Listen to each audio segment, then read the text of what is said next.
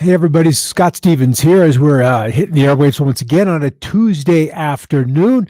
We've had Hurricane Zeta make a landfall of sorts across, well, of sorts. If you were in it last night, it was a big deal. Across Cozumel, Mexico, just kind of glancing the Yucatan, it is not as strong as it was before it made landfall, now that it has emerged into the Gulf of Mexico. But Louisiana, and more specifically in and around the New Orleans area, it looks like that'll be the next location. The other big story has to be the ice across the southern plain states. Oklahoma, particularly hard hit, as that thin layer of very cold Arctic air has settled in across the Sooner State, and plenty of moisture rolling up and over that, and it just ended up with an incredible ice storm. And those trees were nowhere near ready to be loaded up with that kind of water. And even in the winter when they're bare, they still would have broken under the weight of a half an inch of ice, an inch of ice in some locations. And then, of course, as we move out west, it's California that just cannot seem to catch a break from the fire season that will not let go. All right, just a little quick video from what's happened to Cozumel. Of course, the power lines go down. The street lamps are busted and twisted and mangled. The fences seem to be in pretty good shape. But those trees, especially the ones that are not palm trees, tended to get battered up a little bit. And it's been a little while since we've had a storm go over there, certainly in the tropics, with growth happening 12 months of the year. You can have a storm come through, you trim it back, they get a nice pruning, but nevertheless, things grow back. This outside of El Reno, Oklahoma, a suburb of Oklahoma City. And it's just a rough day to be driving with your camper, with your fifth wheel. And there's the truck, and we're beginning to see, there's his fifth wheel just turned right on over. All right, that's the complex situation that was happening across Oklahoma, as a lot of jet stream energy kind of driving down some of the snowfall totals as we look into New Mexico. 3, 4, 5, 7, 8, 9, 10, 12 inches in and around Santa Fe. It ended up being a fairly healthy event, but that cold air running out ahead of it allowed for the ice to develop.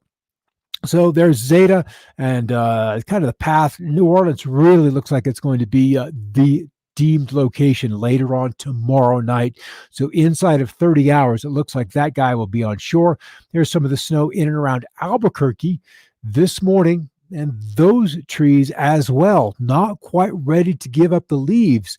But after tonight's cold, as they will easily drop well into the lower 20s and maybe even some teens in some of those outlying areas, especially with snow on the ground, will we see those leaves entirely skip the color part of the season and just go crispy dead. Good to see you guys on board.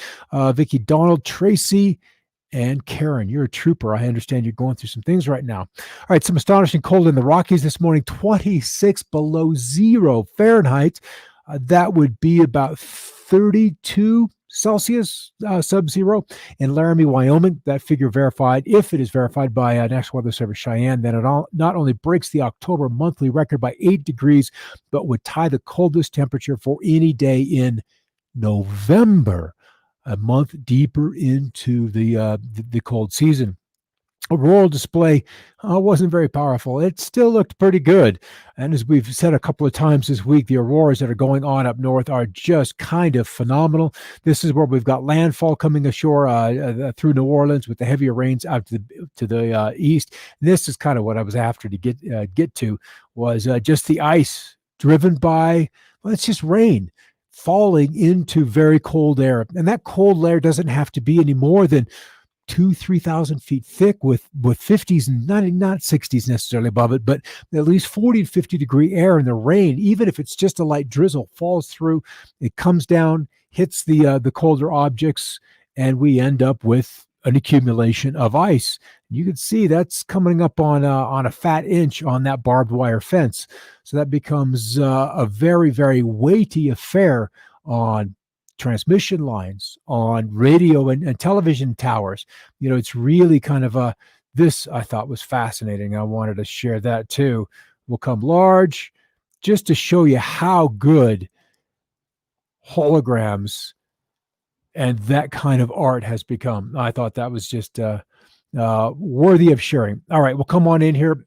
The Aurora is, if you watched last night, not doesn't look like it's going to be quite the event, but with Norway right up here and underneath it, no wonder they get it. You'd have to go to northern Quebec, Iceland, far southern Greenland, and maybe it'll bulge southward into the middle part of the Prairie provinces, and then the Aurora going on around Antarctica with Australia, Tasmania, and New Zealand way too far to the north to even participate in that thing.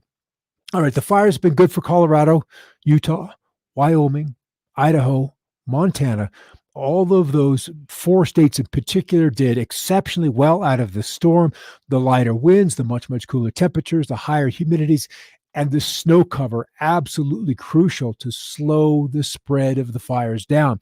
There's still an aspect of it that will happen and burn and transmit through the roots, but provided we can keep the snow from melting in 24 hours, which it doesn't look like it will, although we are already seeing warming at the end. It looks like we will see some great assistance. We have 2 new fires, those in California, and then 1 fire contained. We're at 8.5 million acres burned, and it's about average for this time of year, not quite up to where we were in 2015. As we look across the satellite imagery, there's the snow cover through Colorado, southern Wyoming, and then spreading out into the plain states. And then there's that sunset terminator rapidly approaching from the east. So sunset looms. And where the fires are in California, the coastal areas, they don't get a lot of rain in June, July, August, September, and October. So it's kind of hard to fall behind drought-wise when you don't get anything anyway. But the heat and the dry conditions are, seasonal. It happens every fall. And so as we look at the forecast for precipitation, the only locations anticipating above normal precip in the next 10 days is Oklahoma and southern Kansas and the panhandle of Texas, maybe some of the prairies in eastern Oklahoma or eastern New Mexico. But elsewhere across the west, it looks like the high pressure will remain in place and ultimately bring about a return to some of the warmer weather over the southeast. The west with record cold high temperatures this afternoon. And in fact, some of these highs in western Texas not getting above 30 in Lubbock, 32 Midland, 27 in Amarillo with fresh snow on the ground. Walden, Colorado, 28 below last night. 96 at Falcon Lake, Texas, just so somebody has that air conditioning still on. There's Zeta, tropical storm. Now it is moving towards the northwest at about 14 miles an hour. So that's a fairly good clip, and it's going to come into view. The deep low responsible for all the inclement weather still circulating in the water vapor imagery across New Mexico, and with plenty of moisture in the plume out ahead of it. Now that's what's kept the snows going. And then high pressure returning out west. And then Zeta will pop on in. Look at that. The circulation, the eye is kind of ragged. It's a little bit open. The waters are still pretty good, but we heat peak ocean heat a month ago. And with some rather chilly cold fronts that have moved south over the Gulf of Mexico, the waters are okay, but they're not laden with energy. The better indicator would be just the atmospheric environment to keep that spin going. And in fact, on the hour, what time are we? We're 5 o'clock in the central time zone, and temperatures mid-20s. El Paso, 34 degrees. Clovis, Roswell, Las Cruces, all at or below freezing. So very, very chilly out in West Texas where this storm is still spinning. We look into the Canadian, just on the lee side of the Rockies, they have warmed up. They're up maybe 50, 55 degrees from yesterday as the very strong Chinook winds have taken over, and that strong westerly breeze has pushed that warm front down out across Manitoba. And so the warming has begun. The cold air is on retreat. All right, where are we seeing precip? There's still some snow as we look down on into western Oklahoma, western Texas, New Mexico, seeing some of the snow and even a little bit of a precip as we get into far upstate New York, out over the Adirondacks, on up towards Montreal, Burlington, Vermont, some light snow up there. But they've been through such a dry summer, that moisture welcome. And the ice now that we're approaching sunset, we may begin to see those temperatures gradually easing back. And that means that as we have seen a little bit of warming in Oklahoma City in particular, let's come back in here and look to see where we are. They're still with a north wind. That's ice 32. That's what that little curly symbol means, is 32. So even up to Enid, Ponca City, we're just in the low 30s, 29, 28 at Altus, Wichita Falls, Texas, 33. Looks like Bartlesville at 30, 33. So they're still on the edge of ice or just some light drizzle. So it's going to be a little bit before we shake out of that ice. It's got a little more time to run. And what I'm saying is, with sunset coming, I was kind of thinking we're going to revert back to the chillier weather. All right, here's the deep low responsible for that nastiness. And here's Zeta down here off the Yucatan as we look at the North American picture.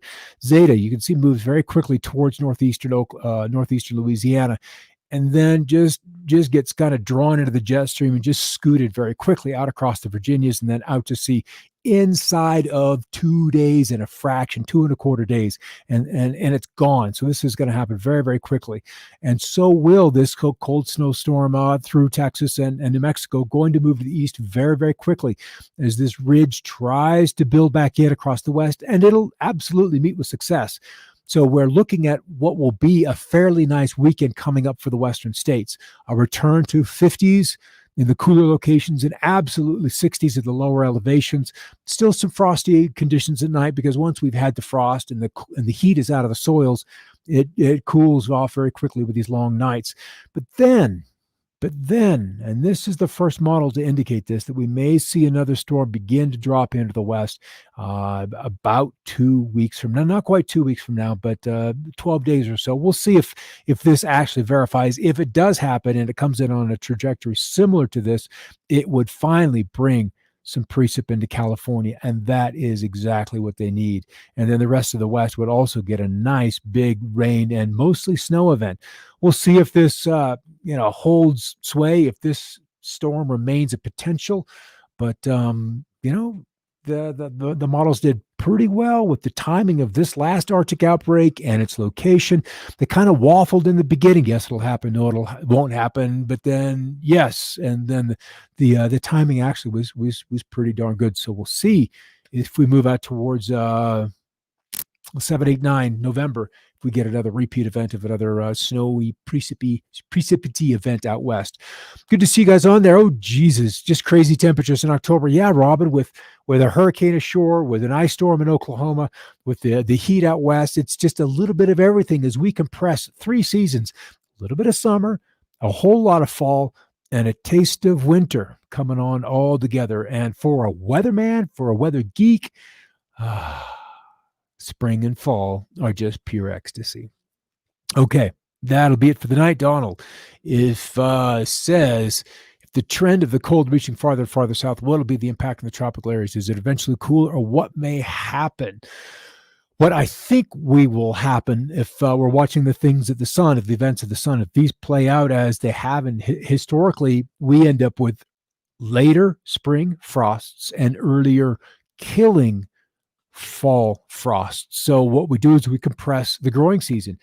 And it's interesting because when we talk tomorrow, we will have some new reports from the USDA and the farmers to see how this past week the harvest progressed. But I just have this inkling that North Dakota probably not going to be the best place to grow soybeans and corn.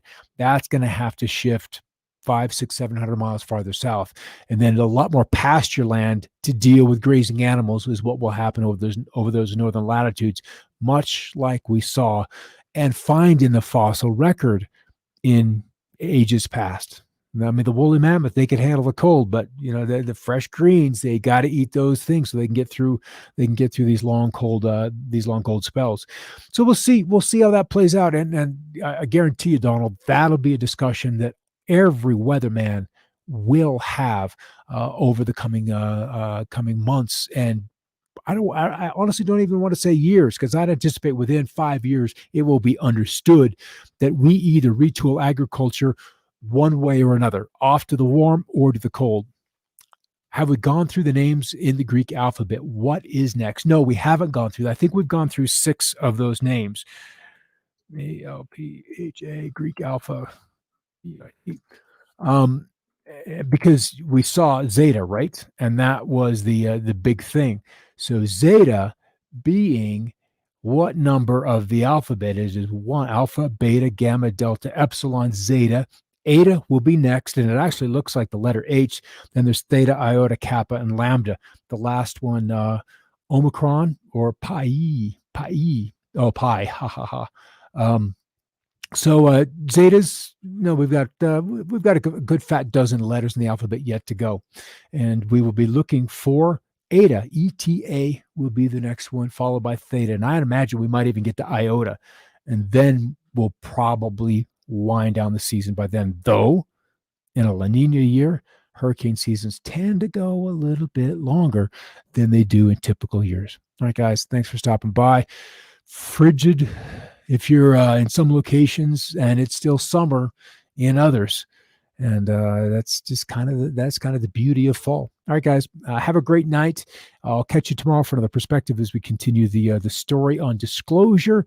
Interesting things showing up on the internet today about that topic. So I have the sense that it is something that in our lifetimes, or even shorter than that, we will begin to see a huge dump of awareness around a lot of topics that we'd like to talk about, but in the past we were labeled a conspiracy theorist. Funny how these things, given enough time and enough drops of information, become more fact than theory. All right, guys, catch you then. Have a great night, and in the meantime,